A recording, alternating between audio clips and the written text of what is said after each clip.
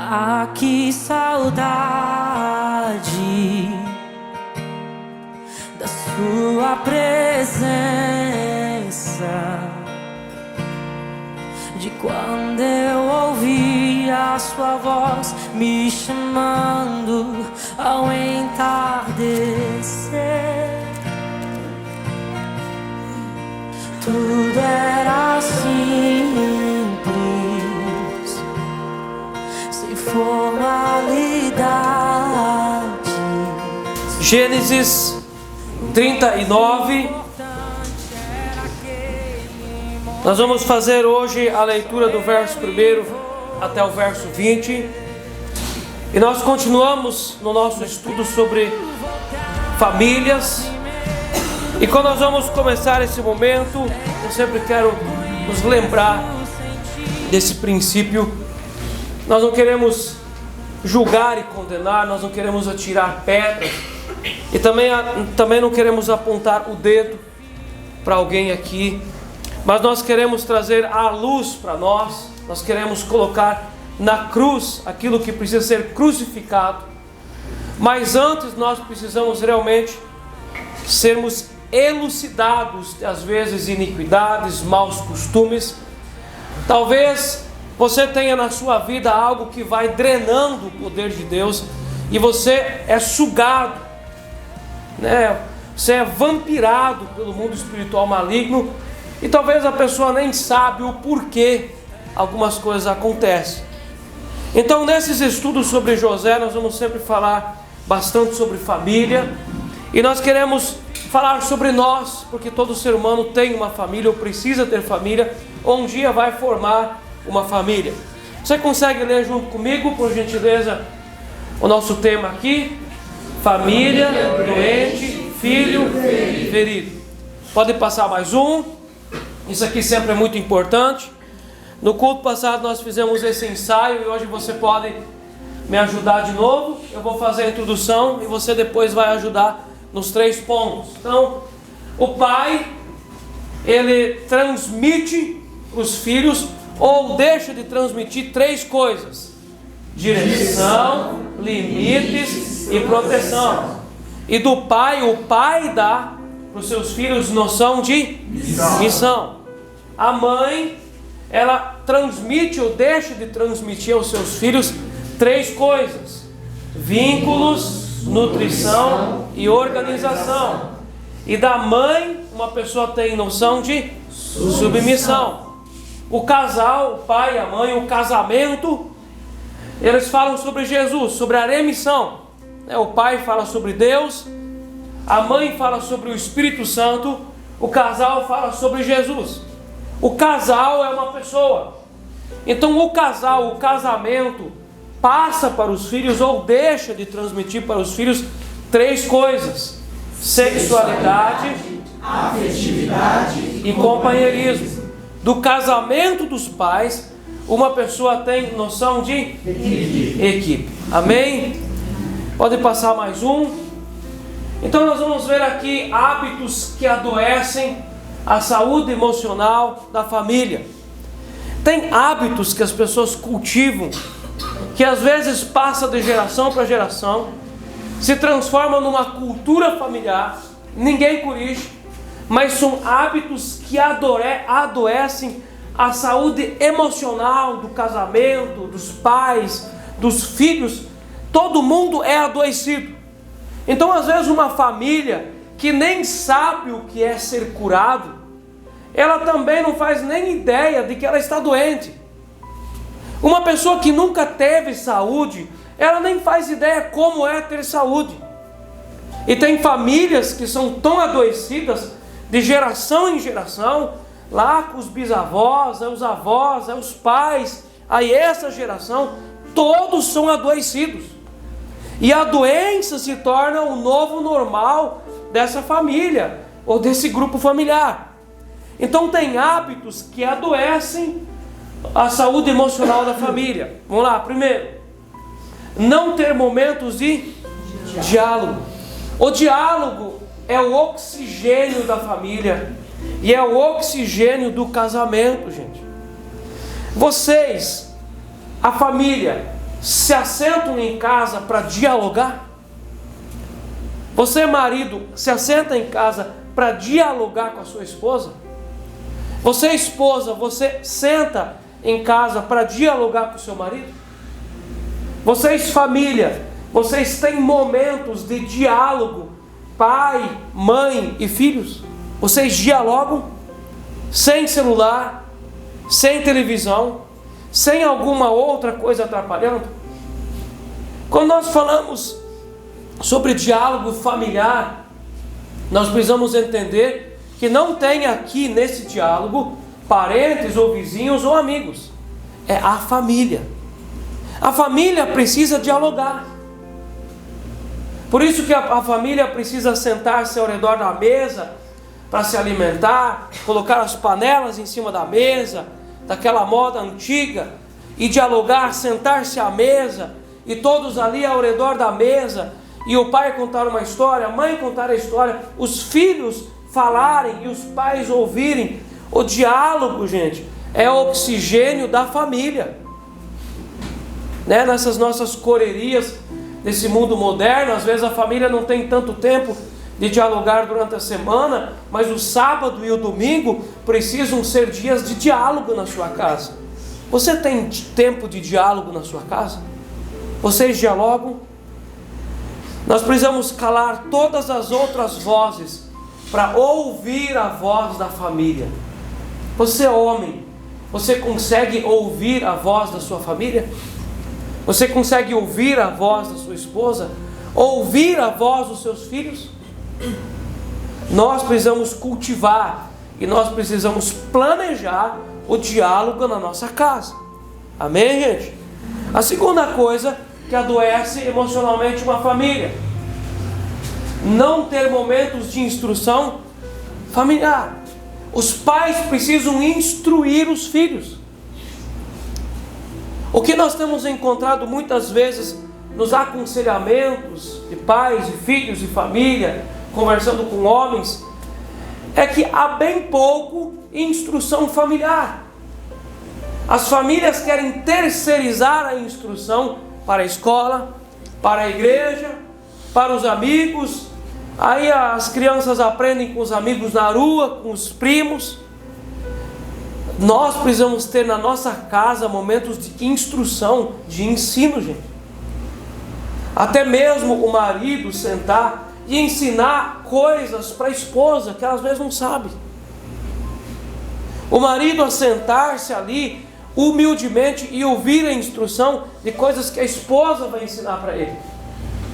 As famílias têm pouquíssimos momentos de instrução. A família é lugar de ensino dos mistérios da vida.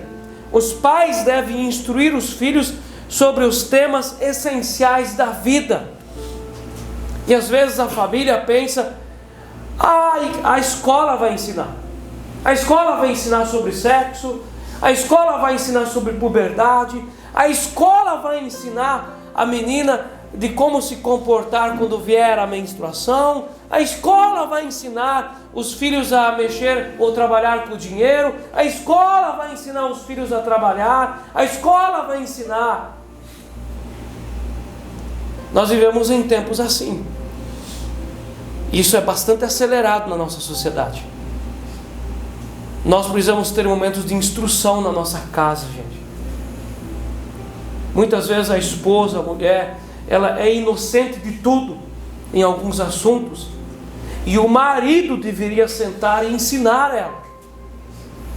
O marido. Um outro homem não vai poder fazer isso, e ela não vai poder aprender isso em outro lugar. O marido precisa sim sentar e ensinar algumas coisas para sua esposa. Muitos pais substituem a instrução por xingamentos e humilhações. Tem muitos pais que não sabem instruir. E quando as crianças vêm perguntar alguma coisa, ou quando os filhos tiram nota vermelha na escola, é só xingamentos e humilhações. Você não sabe nada, seu burro, seu jumento, você nunca vai ser nada na vida. Quando os pais xingam e humilham seus filhos, eles se fecham, viram uma ostra, e essa criança se fecha para tudo. A nossa casa não pode ser uma casa, gente, de xingamentos e humilhações. Precisa ser uma casa que cultiva uma liberdade de ensino, uma liberdade de expressão. Isso é uma casa saudável, formando uma criança insegura, de baixa autoestima, deslocada da vida, que facilmente se tornará um adulto rebelde, ou um adulto perdido na vida, um vazio existencial. A nossa casa precisa ser uma casa de instrução, gente. Não ter momentos de instrução familiar adoece a saúde emocional da sua família. A terceira coisa que adoece emocionalmente uma família, entre pais, o casal, entre os pais e os filhos, é não ter comunicação. Tem muitas famílias que não têm comunicação. Cada um da família é um núcleo fechado, é um OVNI sozinho. O homem tem as suas ideias, os seus planos, os seus projetos. A mulher tem os seus planos, os seus projetos. Cada um transita em torno de si, em torno dos seus planos, dos seus sonhos, e não há comunicação. Cada um só pega para si aquela informação, ninguém sabe nada. Às vezes a família não tem mesa, não se reúne na mesa, não conversa, não tem diálogo. Às vezes as crianças comem na frente da televisão, não tem diálogo, não tem instrução. Não ter comunicação, gente, adoece uma família. Assim como uma igreja onde a liderança não se comunica com os demais, adoece a igreja também e torna-se emocionalmente adoecido. Comunicação é o ato de comunicar francamente todos os acontecimentos referentes à família, trazendo a igualdade de informação para todos os integrantes da família. É lindo quando os filhos sabem aonde os pais estão, aonde eles vão, o que eles estão fazendo, quais que são os projetos da família. É lindo isso. Quando você conversa com uma esposa da casa e ela sabe dos projetos, porque o marido comunica. Quando você conversa com o marido, ela sabe dos projetos da esposa, porque ela comunica. A nossa casa precisa ser uma casa de comunicação. Francamente, nós precisamos ter uma liberdade de comunicação na nossa casa. E isso não vem sozinho, gente.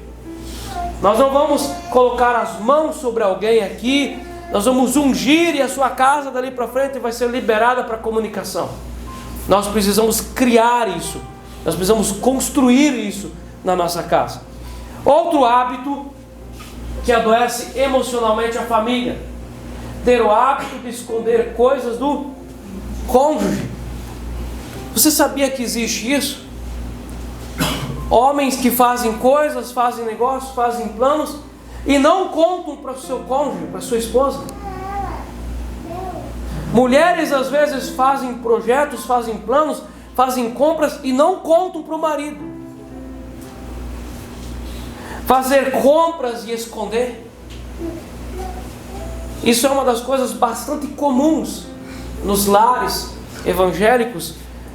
A esposa já sabe, o marido falou para ela: não compra esse negócio. Nós não precisamos disso. Isso aqui é bugiganga. Mas a esposa vai comprar igual. Ela compra, mas ela esconde. Às vezes ela nem conta para o marido que ela tem uma conta lá na loja de roupas, que ela está pagando uma prestação do crediário lá naquela loja de imóveis. Ela não conta. E às vezes o marido também é tão atrapalhado que ele não enxerga nada dentro de casa. Ele não enxerga, às vezes, que a mulher comprou lá um bidê, um surdo mudo. Ele não enxerga. Porque não tem comunicação, não tem instrução, não tem diálogo. Nós não podemos, na nossa casa, esconder coisas, gente. Principalmente no casamento. Há coisas que quem tem filhos menores não vai poder contar tudo para os seus filhos. Há coisas que é do casal, são intimidades. Mas entre o casal não pode haver coisas escondidas, gente. Não pode. Fazer compras e esconder. Fazer negócios e não comunicar. Meus irmãos, isso acontece às vezes porque o homem, quando ele não era casado, ele já era emancipado financeiramente. Ele não precisava prestar contas mais para o pai e para a mãe. Ele comprava, vendia, fazia negócios. Agora esse homem é casado. E ele ainda não se deu conta que ele é um homem casado. E ele continua vendendo, comprando, fazendo negócios, planejando. E a mulher nem fica sabendo. E às vezes a esposa fica sabendo por uma outra pessoa, que por um acidente conta para ela. E ela tem aquela impressão, mas eu sou a última a ficar sabendo? Quanto tempo que faz que você fez esse negócio? Já faz 2 semanas. Ela tem uma decepção. Como assim? 2 semanas todos sabem, menos eu. Às vezes a esposa também tem esse hábito de fazer negócios e o marido não sabe nada. Meus irmãos, quando nós casamos, nós precisamos aprender a fazer todas as coisas junto. Tem homem às vezes que está negociando a casa e a mulher nem sabe. Ele já ofereceu, ele já está fazendo negócio e a esposa nem sabe que ele está vendendo a casa. Se nós somos casados, nós temos um cônjuge, nós precisamos aprender a planejar junto as coisas, gente. Nós não somos mais solteiros como antes. Agora nós temos um casamento. Fazer planos, às vezes com os pais, e o cônjuge não sabe. Lembra que no culto passado nós falamos de um quadro crônico, que é não conseguir deixar pai e mãe? Isso pode entrar às vezes aqui. Às vezes o marido, o homem da casa, ele faz plano com o seu pai, com a sua mãe, faz planos, e ele esquece da esposa. Ele deveria fazer em primeiro lugar planos com quem? Com a esposa. E comunicar o pai e a mãe. Mas ele faz planos com o pai e a mãe e comunica, às vezes nem comunica. Aí esse homem, às vezes ele suscita uma guerra dentro de casa. Aí não está bom. A minha esposa não me honra, não quer eu como o sacerdote da casa. Mas às vezes ele mesmo suscita essa batalha para si. Nós precisamos ter discernimento claro das coisas.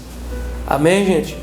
Esconder coisas do cônjuge, isso suscita sobre você um problema enorme. Nunca esconda algo no seu cônjuge.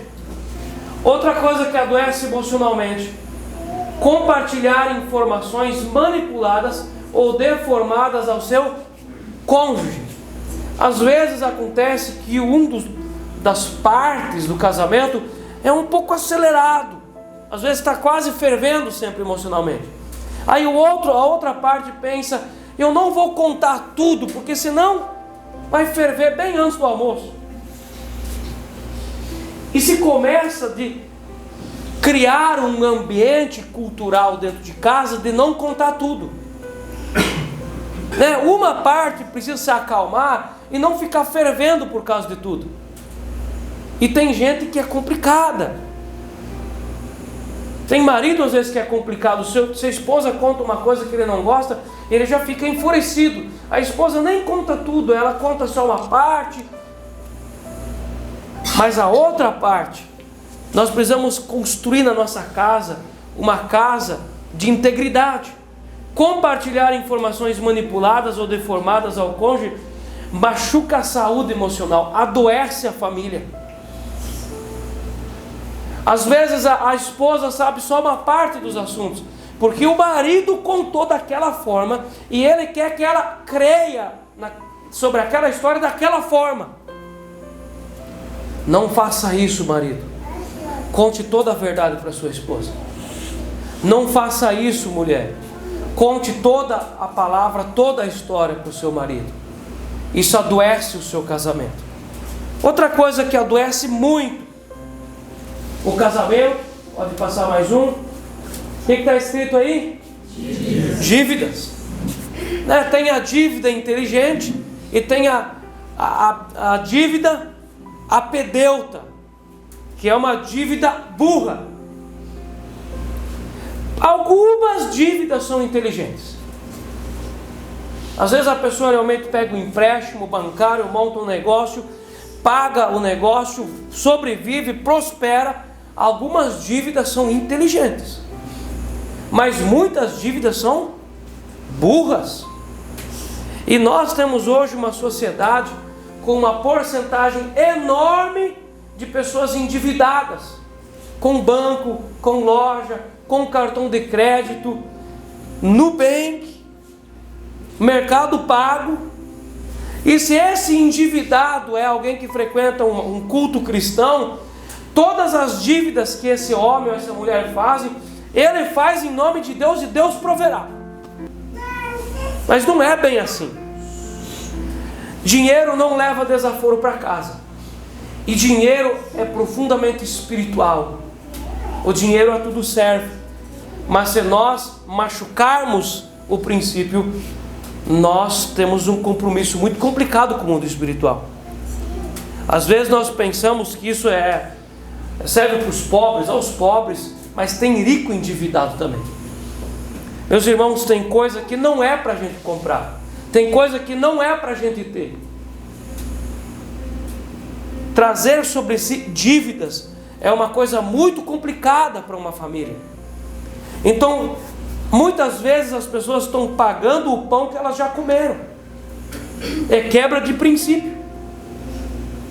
Elas já comeram o pão já há 3 meses atrás, agora estão pagando o pão que eles comeram no começo do ano. É quebra de princípio. E quando nós quebramos um princípio, o princípio nos quebra. Não há flexibilidade para quando nós quebramos um princípio. Cuidado com as dívidas. Tem gente que não consegue lidar com o desejo de gastar. Tem gente que não consegue lidar com o desejo de gastar.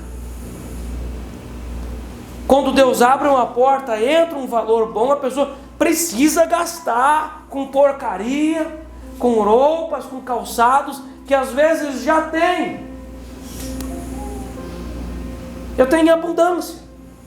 Mas a pessoa precisa ter que gastar, tem que gastar. Provérbios 21:17, o texto diz: quem ama os prazeres empobrecerá, quem ama o vinho e o azeite jamais enriquecerá. Vinho e azeite no texto falam de luxos desnecessários, coisa que não tem necessidade de comprar.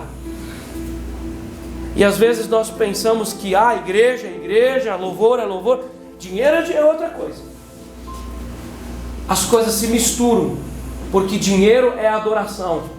Em qual altar nós estamos colocando os valores que Deus coloca nas nossas mãos? Dívidas é uma coisa complicada. Gastar mais do que se ganha adoece emocionalmente a família. Gastar mais do que se ganha. Nós precisamos ter um controle financeiro, nós precisamos controlar nossas finanças. Os esbanjadores são como a cigara que não se preparou para o inverno. Todos os esbanjadores, todo esbanjador passará necessidades na velhice. E às vezes nós olhamos para a situação e temos tanta dó, coitadinho, mas às vezes nós não sabemos o quanto essa pessoa esbanjou da vida toda. Nunca teve controle financeiro. Eu tenho certeza que Deus não nos colocou sobre essa terra para no final da nossa vida nós vivermos de um salário social do governo. Se a Bíblia nos promete o melhor trigo, mel fino da rocha, não é possível que a gente creia diferente. Cuidado com as dívidas. Dívidas burras trazem uma pressão adoecedora sobre a família. Não é bom você adquirir dívidas. Faça um planejamento. Nem sempre é bom financiar ou emprestar. Às vezes é bom você esperar um pouco mais. Dívidas burras adoecem emocionalmente a vida de uma pessoa. Amém? E um abismo puxa outro abismo. Tem como sair disso? Tem como sair disso. um planejamento, tem como sair disso. Aqui no capítulo 39, amém? Gênesis 39, pode passar mais um aqui para nós. Eu gostaria que você olhasse. Nós terminamos aqui o capítulo 37, o último verso do 37. Entremente, os midianitas venderam José no Egito a Potifar, oficial de Faraó, comandante da guarda. Comandante da guarda. Quando você olha um pouco o capítulo 38, logo depois daquele acontecimento na família de Jacó, toda a família foi desvinculada. O José foi vendido para o Egito, Jacó perdeu José. O capítulo 38 fala sobre Judá e Tamar. Judá também saiu e foi embora da casa. Houve um desvinculamento familiar terrível. Mas quando nós olhamos todos os traços, as raízes, o Jacó construiu isso aqui para ele. Às vezes as pessoas constroem situações familiares de uma forma que um dia elas vão ter que colher, aquilo vai, não tem outra forma, vai acontecer. E o Jacó construiu toda essa situação complicada. O capítulo 39 é uma continuação do 37. José na casa de Potifar. José foi levado ao Egito e Potifar, oficial de Faraó, comandante da guarda egípcio, comprou-o dos ismaelitas que o tinham levado para lá. Então havia negócios de escravos naquela época. Era muito normal no mundo antigo se comprar ou vender escravos. O comércio de escravo era algo legalizado, natural aqui nessa cultura, nesse período.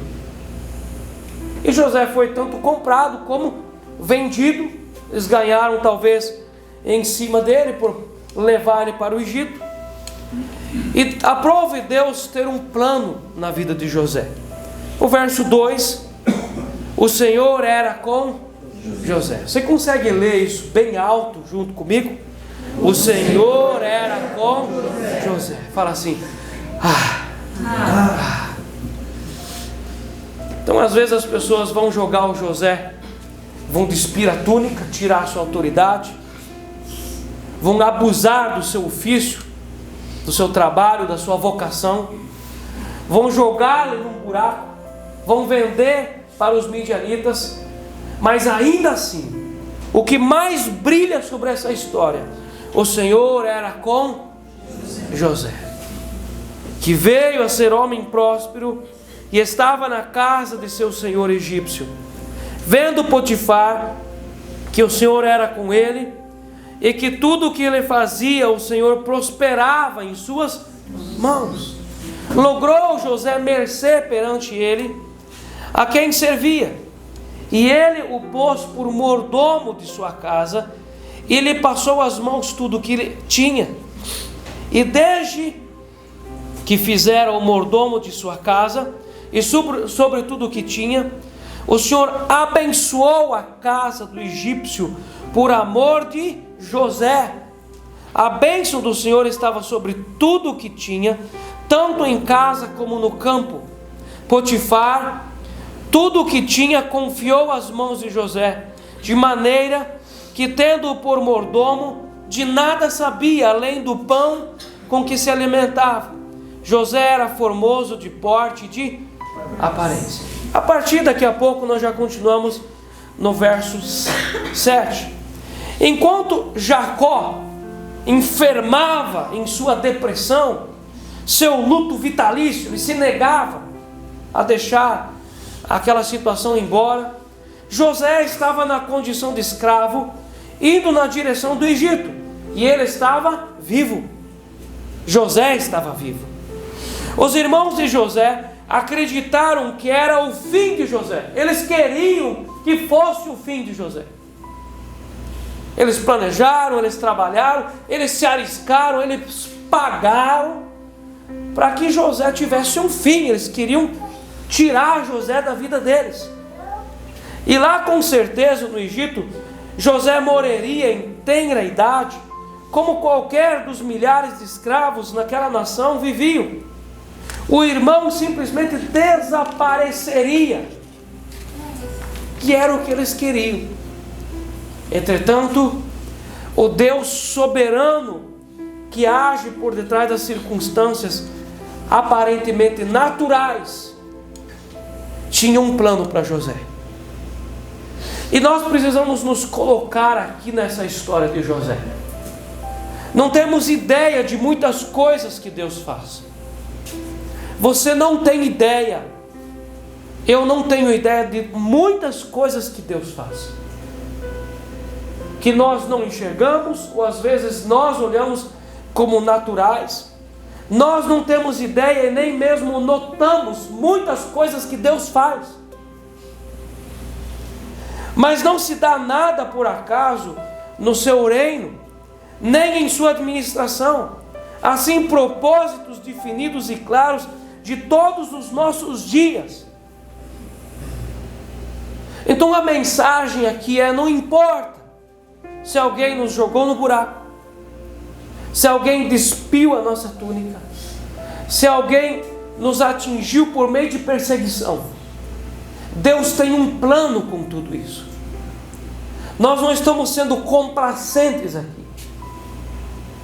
Nós continuamos crendo que Deus tem um plano na nossa vida, mesmo se nós somos prejudicados por alguém. Não fique abatido. Não olhe o tempo todo crendo e achando e vendo que é o diabo atacando você. Tem gente que tem esse costume, o tempo todo ele enxerga o diabo atacando ele. E depende ainda, o ministério onde ele frequenta ensina exatamente isso. O tempo todo é o diabo atacando a pessoa. O diabo não é soberano, Deus é soberano. Satanás não tem autoridade sobre todas as coisas. Nós precisamos continuar crendo que Deus é que tem um plano para a nossa vida. O salmista, na sua meditação, o Salmo 139, no verso 16, ele fala para Deus: os teus olhos me viram a substância ainda informe, e no teu livro foram escritos todos os meus dias, cada um deles escrito e determinado, quando nenhum deles havia ainda. Meus irmãos, eu não quero parecer aqui um pregador de autoajuda. Eu quero de fato crer junto com você que Deus tem um plano para as tragédias que nós passamos. Ele não estava indo para o Egito por acaso. Nós sabemos do final da história. José não estava indo para o Egito por acaso. Você precisa trazer sobre você essa palavra profética, e você precisa dizer para a tragédia que você viveu, para o trauma que você teve, para a depressão que você viveu, você precisa trazer esse profético sobre você, dizendo: eu não estou indo para o Egito por acaso. Eu não estou passando por essa situação por acaso. Deus continua tendo um plano na minha vida. Porque nós precisamos olhar para duas coisas muito importantes aqui. Nós sabemos que Deus estava projetando e planejando um Salvador para todo mundo da época. Amém ou não? Amém. Desde que José era menino, aquela túnica era profética, de dar uma túnica para o menino, já mostrando que ele seria um governador. Mas às vezes nós queremos, já com 10 anos de idade ou com 12 anos de idade, já colocar uma túnica, e a gente já quer profetizar, e a gente já quer produzir trigo para a multidão de pessoas, sendo que ainda vai demorar 20 anos. Mas Deus estava preparando um homem que teria condições de alimentar multidões de pessoas e povos seriam exterminados se não houvesse a vida de José. Esses 7 anos de seca não vieram apenas sobre o Egito, mas sobre todo o mundo antigo da época. Deus estava preparando um governador, um homem com capacidade para alimentar povos. Meus irmãos, no Egito Deus trata a fraqueza da superproteção familiar. Pode passar mais um? Você consegue ler junto comigo, crendo nisso? No Egito, Deus trata a fraqueza da superproteção familiar. Você acha que essa superproteção que o José tinha por parte do pai dele, essa fraqueza moral, ele conseguiria ser governador do Egito, sendo um menino superprotegido? Meus irmãos, uma criança que é super protegida em casa, ela fica fraquinha. Ela não sabe se defender para nada, ela não tem boca para nada, ela não sonha para nada, ela está sempre assim, esperando o papai e a mamãe proteger ela. Ai, não pode pegar sol, não pode pegar chuva, ai, não pode pegar um vento frio. Você acha que uma pessoa assim tem condições de se tornar um governador do Egito? José estava pronto para se tornar uma ameba, um inútil, uma pessoa que não serviria para nada. A única coisa que ele serviria era a vida toda correr atrás dos irmãos dele, fiscalizar os irmãos e trazer notícias para o pai. Ele não tinha utilidade nenhuma.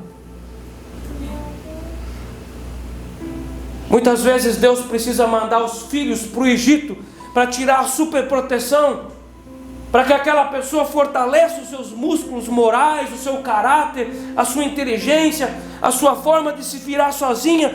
Deus precisa nos enviar para o Egito. Eu posso ouvir um amém? Amém. Então não pense o tempo todo que o Egito é do diabo. Deus precisou mandar José para o Egito.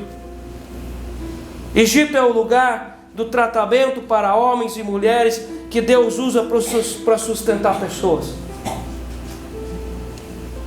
Conversa com alguém que é um grande homem, uma grande mulher nessa vida, e você vai ver que houve um tempo na vida dessa pessoa que Deus mandou ela para o Egito, trabalhar de escravo, às vezes ganhar pouco, às vezes vender o café da manhã para comprar o almoço.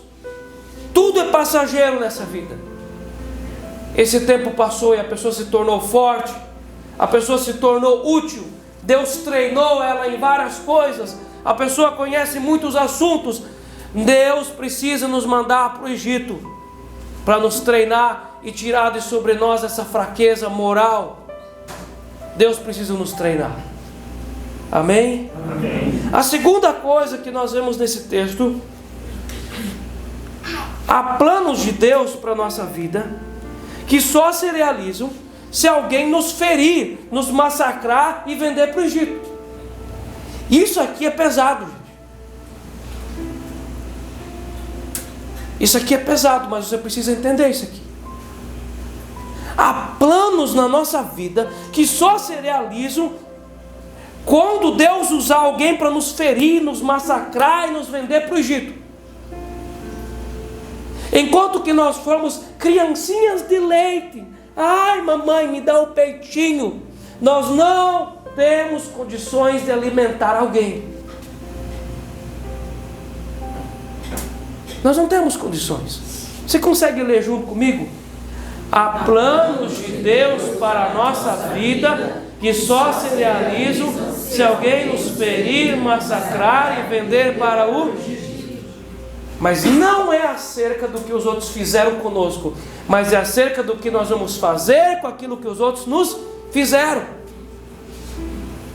Tem gente que fica preso naquela estação da vida, chorando, ai, aquele abuso, aquela coisa terrível, alguém me roubou, me frustraram meus sonhos. Quando alguém nos derruba para dentro de um buraco, é uma oportunidade para a gente sair daquele lugar e Deus nos usar depois. Deus estava planejando tudo isso aqui. A casa de Jacó não era um lugar para se formar grandes homens, gente. A casa de Jacó era um lugar onde estava se formando cabeça de gafanhoto. Águias são formadas no Egito. A casa de Jacó era um lugar para formar galinhas, que sempre cisca no mesmo lugar, todos os dias a mesma coisa, não tem condições de pensar, de planejar. Os irmãos de José, a vida toda eles passaram daquele jeito mesmo. Ninguém foi um grande homem. O único que depois se tornou um homem diferente foi Judá, porque Deus tratou ele em terra estranha. Mas nós precisamos passar pelos nossos Egitos, e nós não podemos perder aquilo que nós precisamos exercer. E o texto é muito interessante, porque a partir do verso 2, o texto começa dizendo assim: o Senhor era com José. José não se rebelou, porque a Bíblia diz que os rebeldes habitam em terra estéril, são sem Deus. Então o texto bíblico ele se constrói. Quando o texto diz aqui que o Senhor era com José, eu consigo crer que esse homem continuou sendo humilde, e tudo o que aconteceu com ele, ele jamais desprezou a presença de Deus. Tem gente que quando eles estão no fundo do poço e estão no Egito, começam a questionar Deus. Ah, Deus, eu não acredito em Deus, porque se tivesse Deus eu não estaria passando essa coisa difícil. Deus era com José. É tudo que nós precisamos sobre essa terra.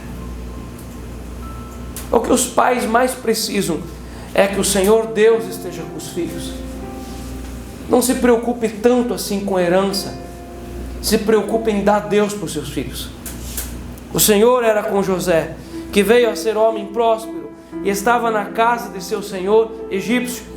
Vendo Potifar que o Senhor era com ele e que tudo o que fazia o Senhor prosperava em suas mãos, logrou José mercê perante ele, a quem servia, e ele o pôs por mordomo de sua casa. Ele passou às mãos tudo o que tinha. José não perdeu a habilidade de prosperar. Aquilo que aconteceu com ele foi traumático ou não foi? Foi profundamente traumático.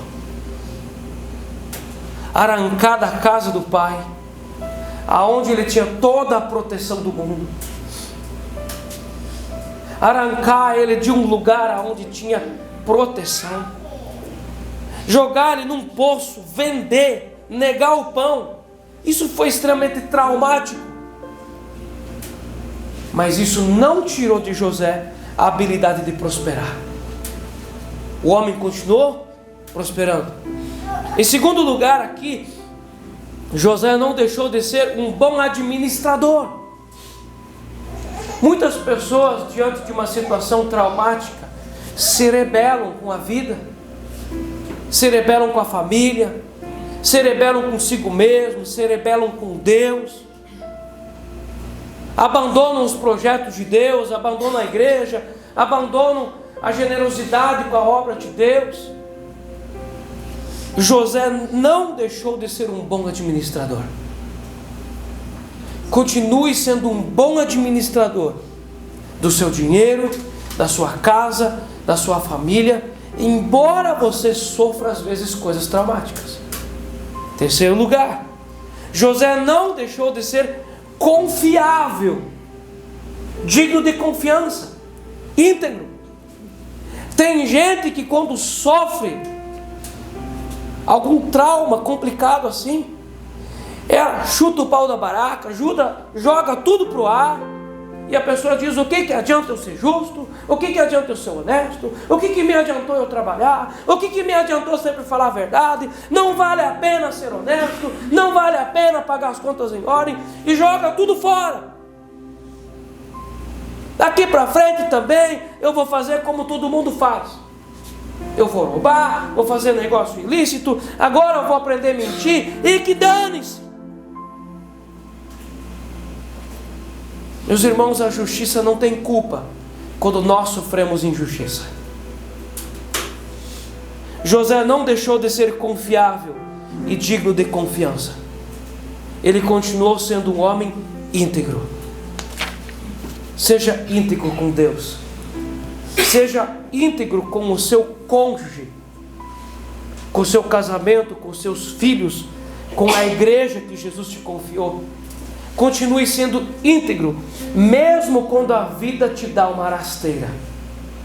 Seja íntegro, seja limpo. José era honesto e puro, com ou sem a presença de Potifar. Isso é integridade. Seja sempre íntegro. O problema é que muitos se acostumaram a uma vida de aparências e impressões. Vivemos em um mundo onde impressionar vale muito, e tem gente que vive só assim. Muitos tocam a vida vivendo de aparências. Uma vida de aparências é uma vida de mentira. José continuou sendo íntegro, apesar de tudo aquilo ter acontecido na vida dele.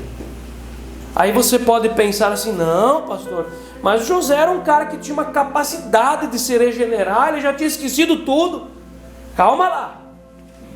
Nós vamos chegar no final da história e você vai ver que aquele trauma estava dentro dele. Aquela ferida estava viva dentro dele até no final. Mas essa ferida não tirou dele a integridade, a limpeza da vida dele. Amém? Amém. Então aqui a história vai trabalhando e parece que vai se voltar de novo ao ciclo vicioso. E José estava bem na casa do pai, uma túnica, e o pai ia, mandava, ele obedecia, até que caiu no buraco. Aí vendeu para o Egito, aí começou a prosperar, o Senhor era com ele. Aí você pensa assim: agora vai. A partir do verso 7, parece que o ciclo vicioso começa de novo a conspirar contra José. O 7 começa: aconteceu depois dessas coisas, que a mulher de seu senhor pôs os olhos em José e lhe disse: deita-te comigo.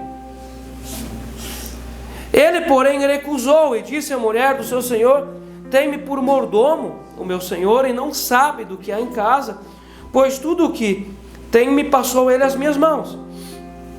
Ele não é maior do que essa casa, e nenhuma coisa me vedou, senão a ti, porque és sua mulher.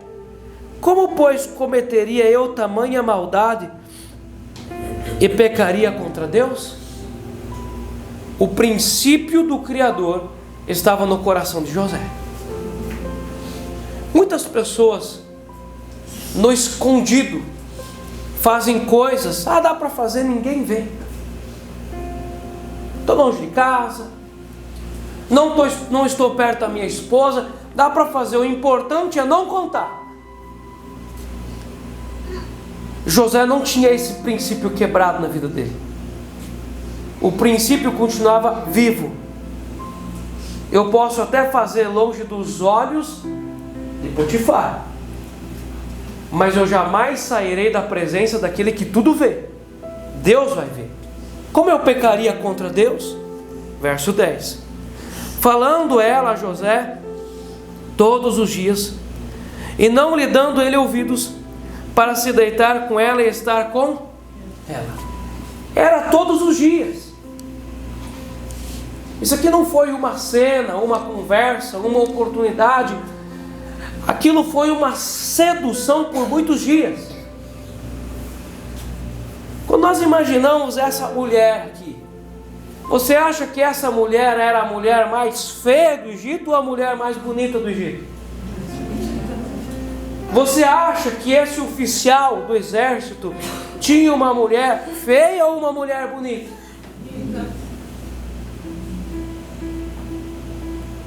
Falando ela todos os dias a José. Verso 11.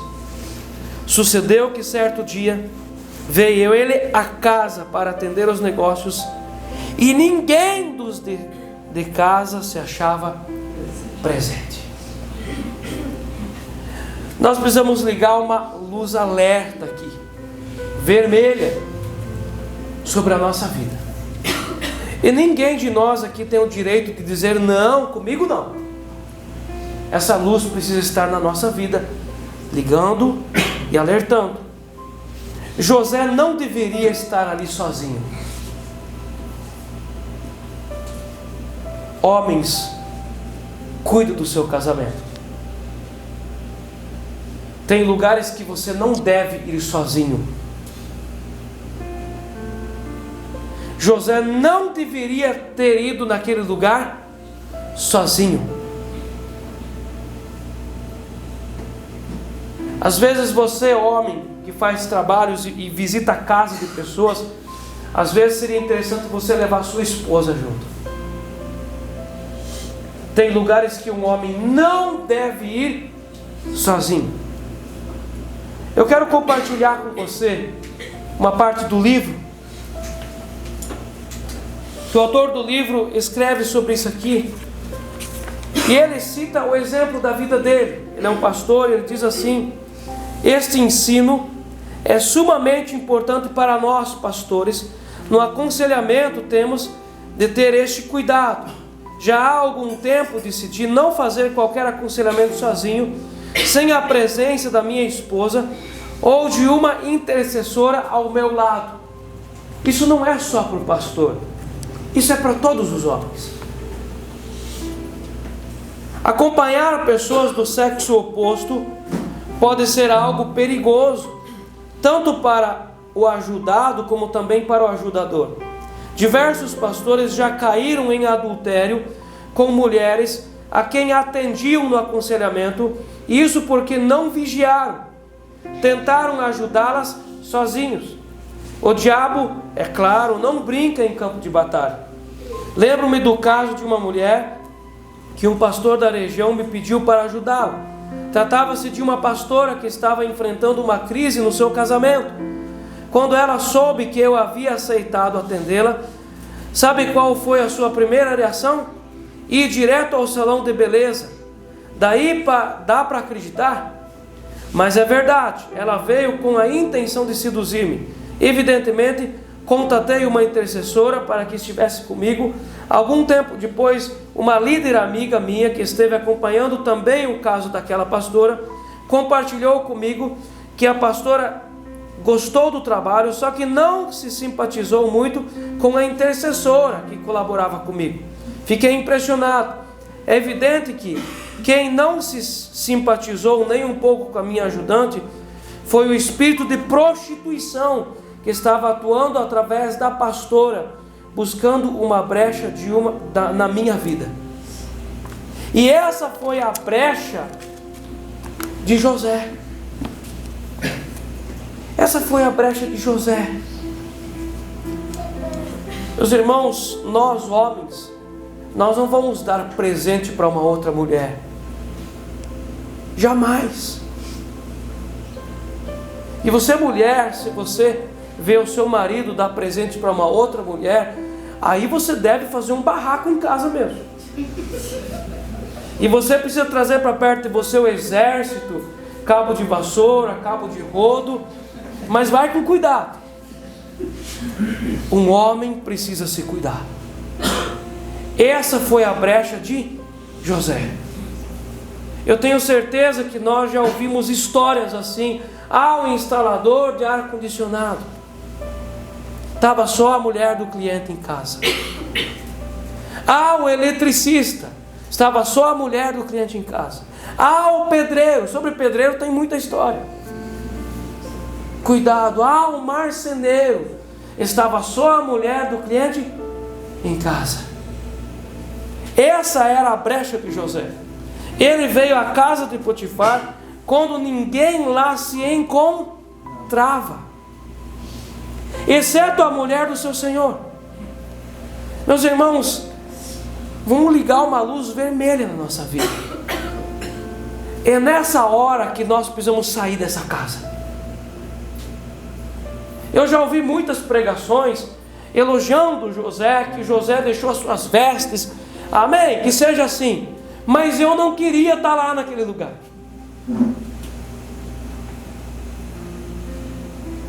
Eu não queria ter nem entrado nessa casa, amém, gente? Ele veio à casa de Potifar quando ninguém lá se encontrava, exceto a mulher do seu senhor. Por causa disso, sucederam-se todos os acontecimentos subsequentes que lhe causaram uma grande dor. Toda aquela dor, daquela prisão, daquela coisa terrível, aconteceu por causa do descuido de José. Se ele não tivesse dado abertura, nem se exposto dessa maneira, talvez todo esse sofrimento seria evitado.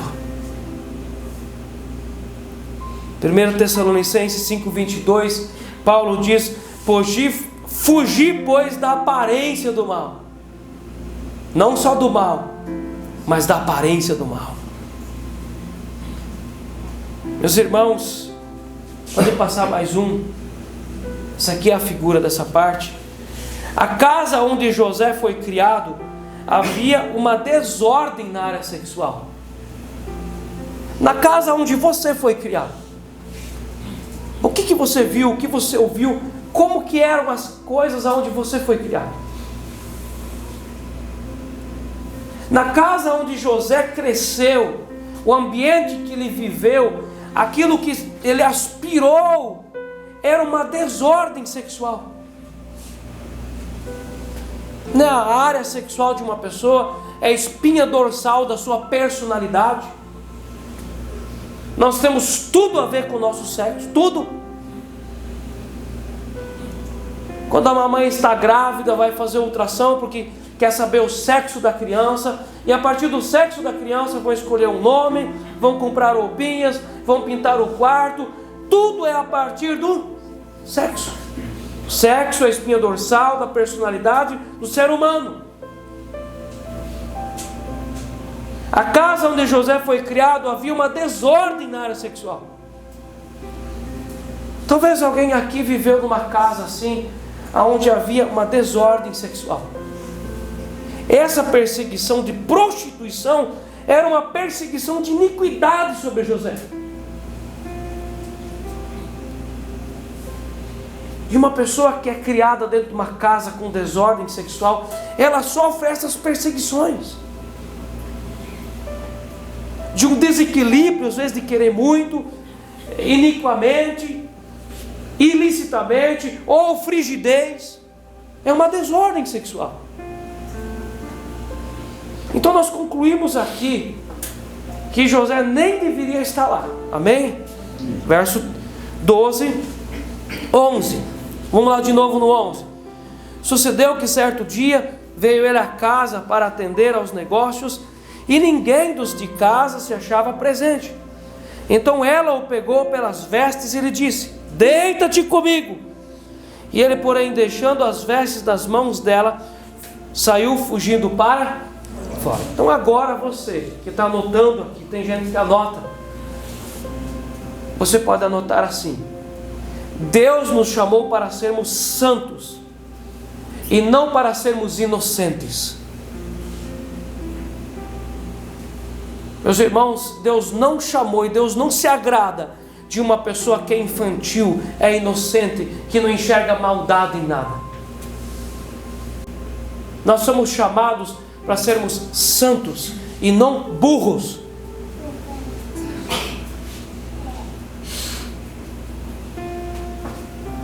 Meus irmãos, mesmo que alguém é assim inocente, Satanás não poupa. Satanás estava naquela parede, pronto para pegar José. O que Deus está tratando aqui na vida de José? A infantilidade dele. de não ver perigo em nada. Meus irmãos, toda criança que é gerada dentro de uma casa de superproteção, ela não consegue ver perigo nas coisas. Uma criança dentro de um lar super protegido é uma criança em alto potencial para abuso sexual, para ser enganada, para levar um golpe. Não é assim, gente? Porque a criança é inocente de tudo e não foi instruído ela sobre a vida, sobre os mistérios da vida. Amém? É ou não é assim? Deus estava treinando aqui um homem que seria governador do Egito. Meus irmãos, uma pessoa para governar grandes coisas não pode ser uma pessoa inocente, que não enxerga perigo nas coisas. Às vezes Deus precisa, aí a palavra permitir cabe. Permitir na nossa vida a gente levar uma tapetada, a gente realmente quebrar a cara para a gente deixar de ser inocente. É forte essa palavra, não é? Eu tenho certeza que uma boa parte de nós aqui tem alguma história para contar, que Deus quebrou a nossa cara e disse assim: agora você larga a mão de ser inocente. Aprende a ser mulher e homem que enxerga o perigo nas coisas.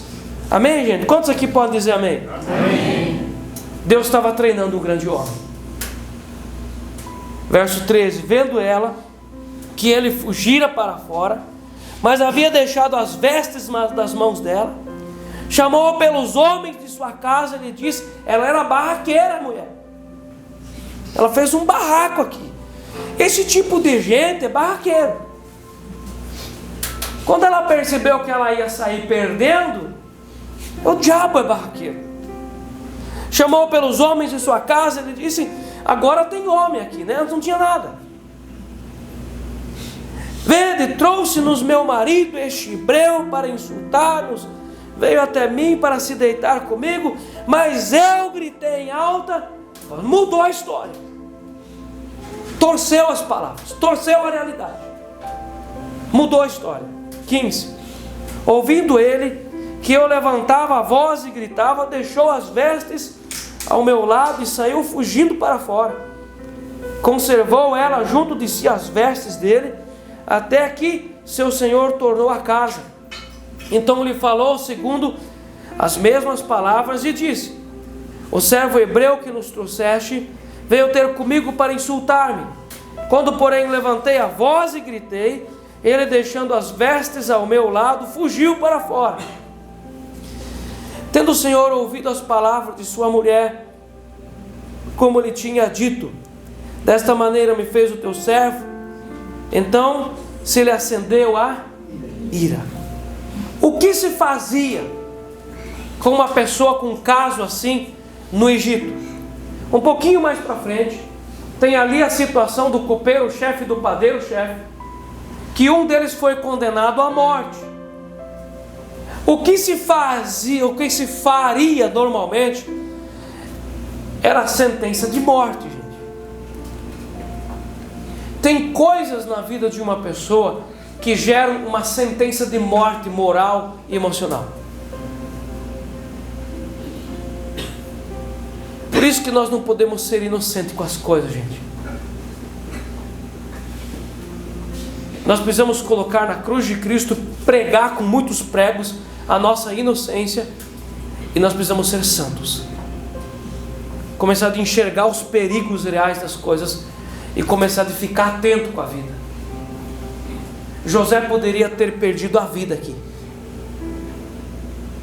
Deus entrou em providência. O que eu acredito é que esse general, esse Potifar, ele não acreditou de todo na esposa dele. Talvez essa esposa já tenha aprontado umas dessas antes, eu não sei. São coisas que eu penso quando eu estudo a Bíblia, eu penso bastante coisa. Então eu não posso afirmar para vocês, mas existe N possibilidades aqui, o porquê esse cara não matou José. Verso 20. E o Senhor de José o tomou e o lançou no cárcere, no lugar onde os presos do rei estavam encarcerados. Ali ficou ele na prisão. Não era qualquer prisão, era onde ficavam aprisionados os presos do rei. Meus irmãos, essa perseguição de prostituição era uma perseguição de iniquidade na vida de José. Essa iniquidade sexual tinha na geração de José, dos pais dele, do avô dele, lá o Labão. Essa iniquidade veio de geração em geração. Agora Satanás está explorando essa iniquidade na vida do José. Quando uma pessoa carrega uma iniquidade, essa iniquidade tem poder de frear a vida da pessoa, porque Satanás explora iniquidades.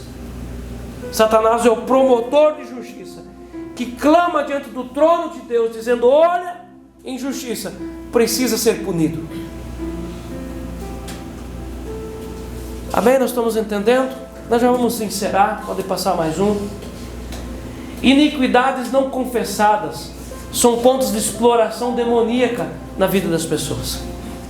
A pessoa sofre perseguição sempre de novo nos mesmos pontos.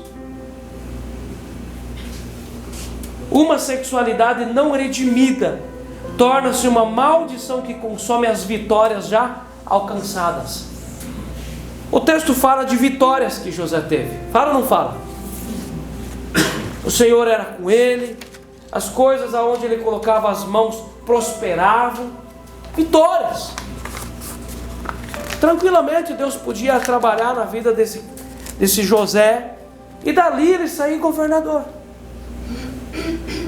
Mas a gente vai ver uma conspiração espiritual demoníaca para cima desse homem, por causa da iniquidade que ele carregava. Eu gostaria que você lesse junto comigo essas últimas frases para a gente terminar. Uma sexualidade não redimida torna-se uma maldição que consome as vitórias já.